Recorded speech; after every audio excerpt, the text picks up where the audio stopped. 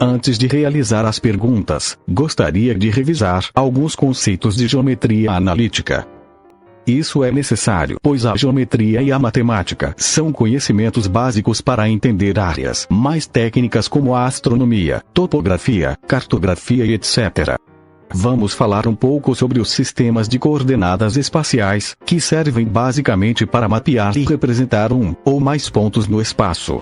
Vamos nos limitar a falar de espaços bidimensionais e tridimensionais, 2D e 3D. Inicialmente, vamos revisar o conceito de um sistema de coordenadas de eixos cartesianos em 3 dimensões. Uma das convenções mais comuns na geometria poderia ser vista nessa figura. Temos uma origem, que é um ponto comum de encontro dos 3 eixos x, y, z, que se estendem infinitamente em grandezas positivas e negativas. Dessa maneira, qualquer ponto pode ser representado no espaço tridimensional por 3 coordenadas x, y e z.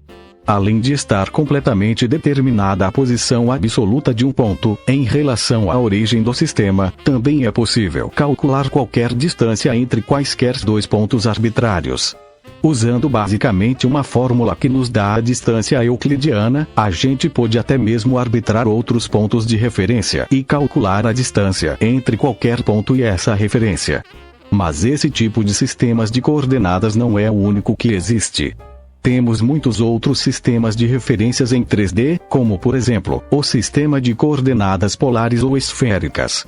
Nesse tipo de sistema, temos 3 coordenadas em relação à origem: r, raio, distância em linha reta entre o ponto e a origem do sistema; θ, azimuth, ângulo entre uma referência, ou entre aspas, entre o norte e a direção do ponto em linha reta, indicado em azul; epsilon, elevação, ângulo de elevação do ponto em relação ao horizonte, ou plano horizontal tangente à origem, indicado em vermelho. Com essas 3 grandezas, se determina a posição de qualquer ponto sobre um volume ou área tridimensional.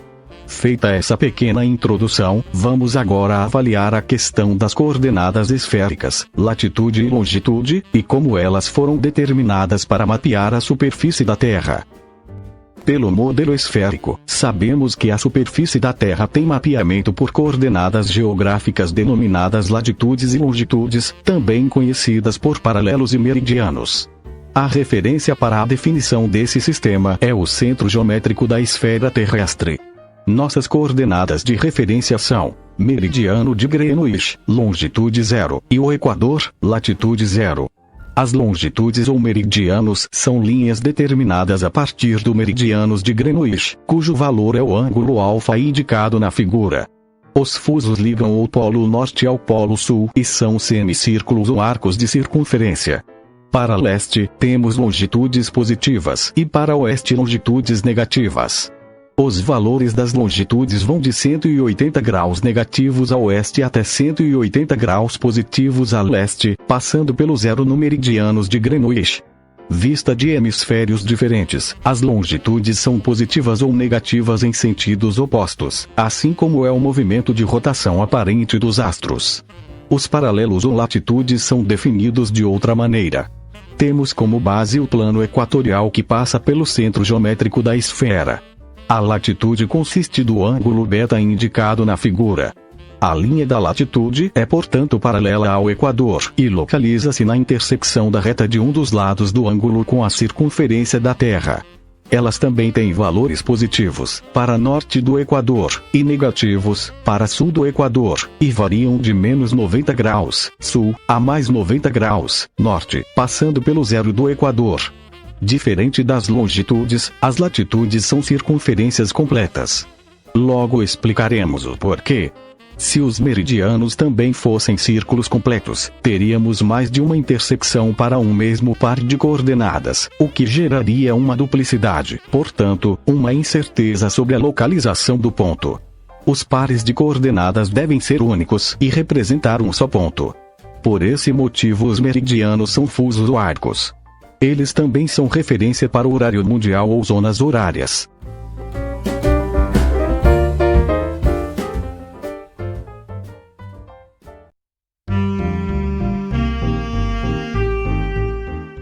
Depois de fazer essa revisão sobre esses conceitos básicos, vamos para os questionamentos.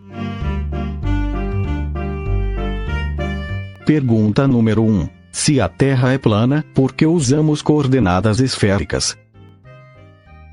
Se a Terra fosse plana, bastaria mapear toda a superfície em um sistema de coordenadas 2D, ou seja, um eixo x e um eixo y. As distâncias poderiam ser calculadas aplicando o simples teorema de Pitágoras e teríamos um sistema de coordenadas super simples, com uma referência zero em um local centralizado, como o Ártico, onde fica o polo norte do nosso mapa. Numa situação mais complexa, onde se deseja considerar os relevos e acidentes geográficos, bastaria usar distância euclidiana em um sistema com eixos x, y, z. No entanto, isso não funciona, e se você aplicar Pitágoras na superfície terrestre para diferenças de latitude ou longitude muito grandes, o erro de cálculo é absurdo. Se aplicamos o método de cálculo de distâncias ortodrômicas pelo modelo de uma esfera, as distâncias são corretamente calculadas e batem com a realidade. Como você explica isso?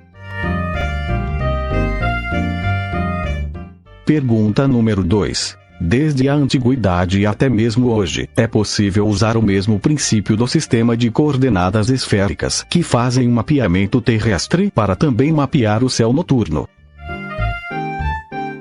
A partir disso é possível usar o mapeamento celeste para realizar navegação e geolocalização no planeta Terra. Em outras palavras, é possível orientar-se e até mesmo obter latitude e longitude a partir da hora e do posicionamento das estrelas. Se dois observadores, localizados na mesma latitude, porém separados por exemplo, de 15 graus, observam o mesmo astro simultaneamente, ambos vão medir elevações diferentes para o mesmo astro, e essa diferença vai ser também de 15 graus. Isso não funciona na Terra plana. É fácil demonstrar com geometria e matemática. Mais fácil ainda mostrar na prática, com experiências. Por que não funciona na Terra plana? E se funciona, explique como e por que funciona. Pergunta número 3. Como você explica que a diferença de distância compreendida entre 1 grau de longitude no hemisfério sul é menor que a distância compreendida entre 1 grau de longitude no Equador?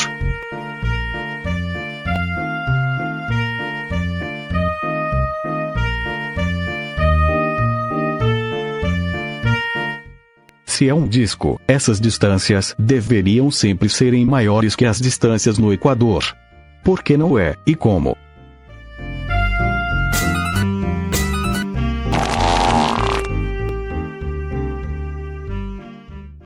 Por favor, dê uma resposta coerente para essas perguntas, pois sem resolver esses problemas, é inútil tentar convencer pessoas inteligentes de que a Terra é plana.